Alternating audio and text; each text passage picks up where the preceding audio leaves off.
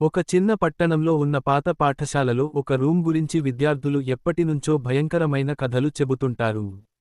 అది room number 7.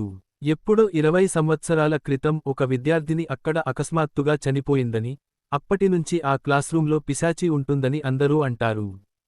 ఒక కొత్త బాచ్ ఆ పాఠశాలలో చేరింది. విద్యార్థులు గదులలో కూర్చుంటుండగా, టీచర్ వారిని రూమ్ నంబర్ 7కి పంపింది. ఈ రూమ్ చాలా రోజులుగా ఖాళీగా ఉంది.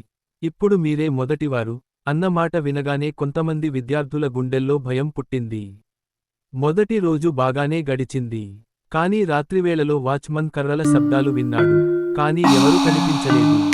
రెండో రోజు ఉదయం విద్యార్థులు క్లాస్లోకి వెళ్లగానే బ్లాక్బోర్డ్పై పెద్ద అక్షరాలతో డోంట్ స్టే హియర్ అని రాసి ఉంది. ఎవరూ రాయకపోయినా ఆ పదాలు కనబడటంతో అందరి మనసులో భయం పెరిగింది. ఒక రోజు గణిత క్లాస్ జరుగుతుండగా ఒక్కసారిగా ఫ్యాన్ వేగంగా తిరిగి పెద్ద శబ్దంతో ఆగిపోయింది. కిటికీలు స్వయంగా మూసుకుపోయాయి. ఒక చిన్నారి అమ్మాయి ఆకారం కనిపించింది. తెల్లని డ్రెస్, పొడవాటి జుట్టు, ఎర్ర కళ్లతో. ఆమె మెల్లగా బోర్డ్ వైపు వెళ్లి ఈ రూమ్ నాది అని రాసింది. విద్యార్థులు కేకలు వేస్తూ బయటికి పారిపోయారు. టీచర్ మాత్రం ధైర్యంగా నిలబడి నువ్వెవరు అని అడిగింది. పిశాచి కన్నీళ్లు కారుస్తూ తాను అంజలి అని చెప్పింది.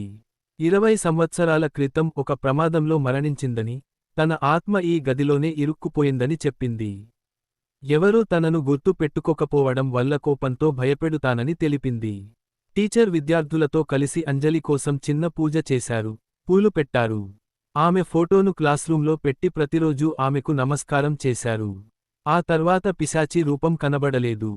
గది మళ్లీ సాధారణమైంది. కాని అప్పుడప్పుడు రాత్రివేళ ఎవరు గమనిస్తే ఆ రూమ్ నుండి పుస్తకాల పేజీలు తిప్పుతున్న శబ్దం వినిపిస్తుందని అంటారు. అది అంజలి ఇంకా చదువుకుంటోందని. ఈ వీడియో నచ్చినట్టయితే దయచేసి లైక్ చేసి సబ్స్క్రైబ్ చేసుకోండి ప్లీజ్.